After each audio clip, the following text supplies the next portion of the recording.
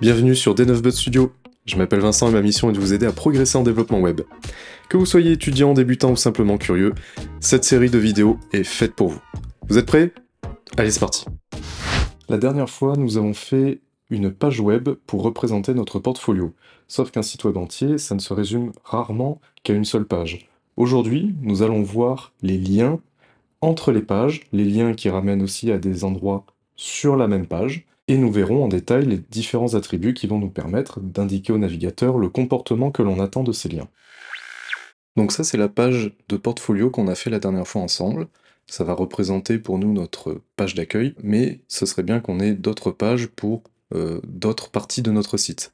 Par exemple, un formulaire de contact, une page où la personne va pouvoir entrer des informations dans un formulaire et nous envoyer un message pour nous contacter. Nous verrons les formulaires dans un second temps, peut-être dans un autre épisode, mais avant, il faut qu'on puisse aller sur cette nouvelle page de contact. Et pour ça, on va avoir besoin d'un lien. La dernière fois, on a déjà un petit peu vu les liens, en faisant un lien qui est allé sur Google. Maintenant, il nous faut un lien qui nous ramène sur une page du même site internet et de ne plus aller vers l'extérieur. Donc on va commencer par créer une nouvelle page. J'ouvre l'explorateur de fichiers, de VS Code, je fais un clic droit dans la zone vide et nouveau fichier. Je pense qu'on va appeler cette page contact.html. Voilà, on a donc une page vide, une nouvelle page vide comme la dernière fois. Pour la remplir rapidement avec la structure de base du HTML, qu'on a déjà vu à l'épisode précédent, dans VS Code il y a un raccourci, il suffit de taper sur le point d'exclamation et de faire entrer.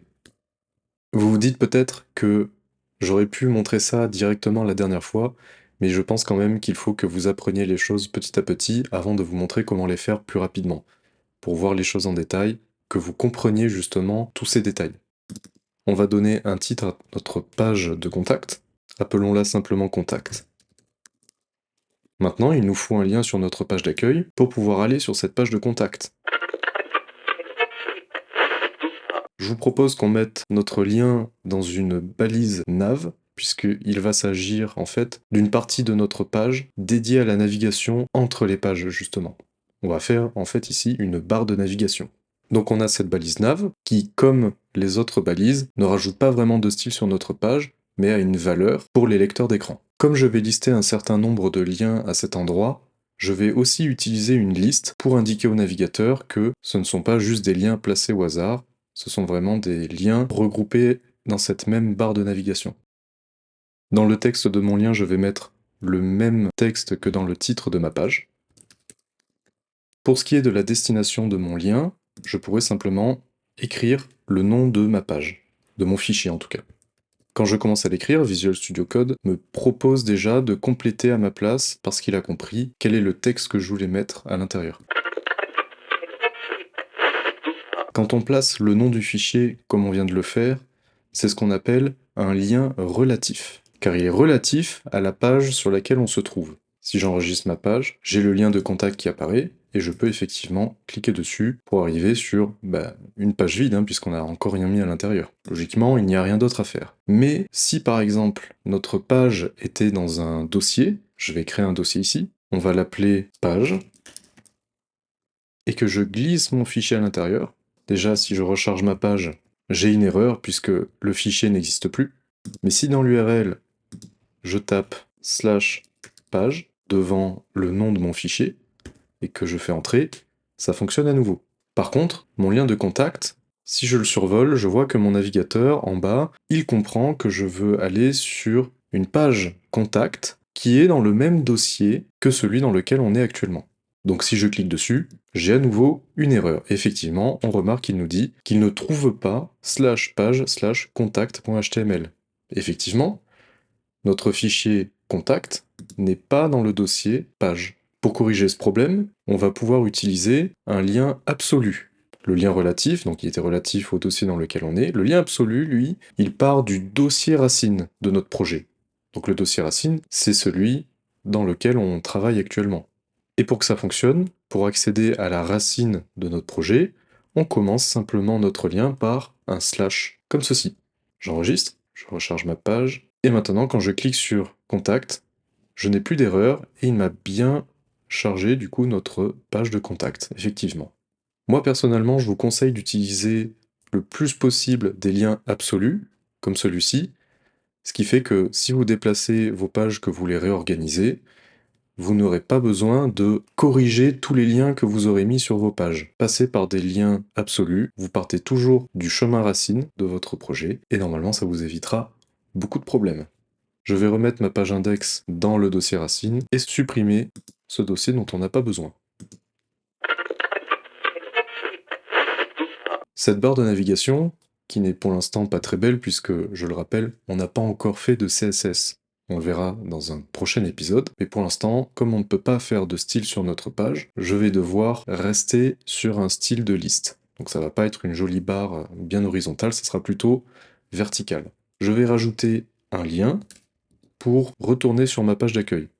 J'aimerais qu'il apparaisse sur chacune de mes pages, ça fera un petit peu plus joli si la barre de navigation ne se met pas à jour à chaque fois que je change de page. La dernière fois, je vous ai expliqué quand on a créé notre premier fichier qu'il était de convention de l'appeler index.html.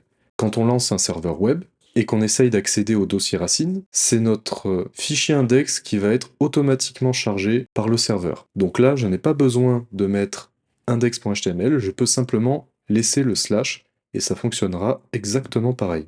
Si je clique sur accueil, je suis effectivement bien sur la même page. Maintenant, cette barre de navigation, pour que la navigation puisse se faire depuis toutes nos pages, je vais la copier et la coller dans notre nouveau fichier contact.html. Maintenant, si je vais sur contact, je change de page, j'ai toujours mes liens, et je peux retourner sur l'accueil. Contact, accueil. Peut-être que pour une raison ou pour une autre, vous avez envie que votre lien s'ouvre dans un nouvel onglet plutôt que de rester dans le même onglet de votre navigateur. Pour ça, il y a un attribut que l'on peut rajouter à notre balise A pour lui indiquer qu'on veut ce comportement. Cet attribut, c'est target, et pour lui dire qu'on veut ouvrir ça dans un nouvel onglet, un onglet vide, on va lui donner la valeur underscore blank, comme ceci. Maintenant, depuis ma page d'accueil, si je clique sur contact, j'ai un nouvel onglet qui s'ouvre.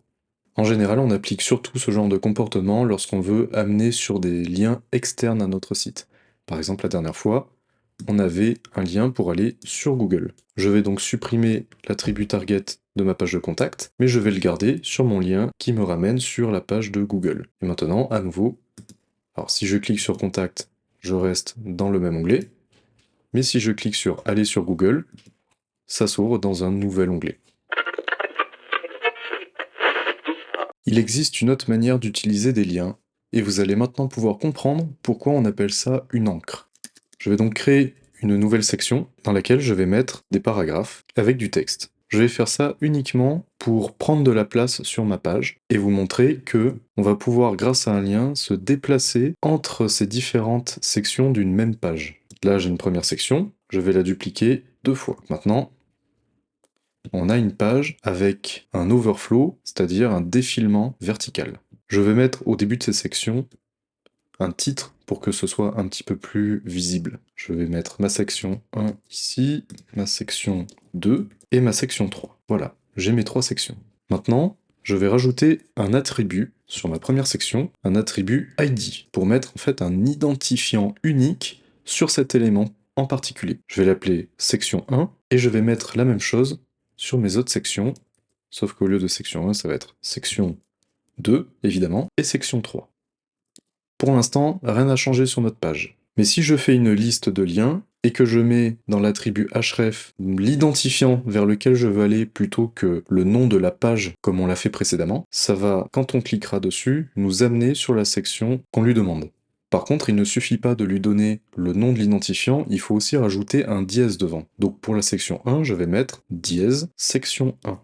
J'enregistre. Ok, j'ai un lien vers la section 1. Je vais faire la même chose pour mes 2 autres sections. J'ai maintenant des liens vers ma section numéro 1, section numéro 2, section numéro 3. Si je clique sur la 1, vous avez vu, la page a défilé instantanément jusqu'à la section 1. Si je clique sur la 2, j'arrive directement sur la 2. Et encore une fois, si je clique sur la 3, j'arrive presque sur la section 3. En fait, la page n'est pas assez grande pour me mettre le début de la section tout en haut de la page. Donc, ça descend autant qu'il peut, mais ça n'ira pas plus loin. Voilà, normalement, avec tout ça, on a couvert le plus important en ce qui concerne les liens. J'espère que vous en ferez un bon usage sur vos sites internet. Si vous avez des questions, surtout posez-les dans les commentaires, je serai là pour y répondre autant que possible. Pensez à mettre un pouce sur la vidéo si elle vous a plu, et surtout, abonnez-vous pour ne pas louper les prochains épisodes.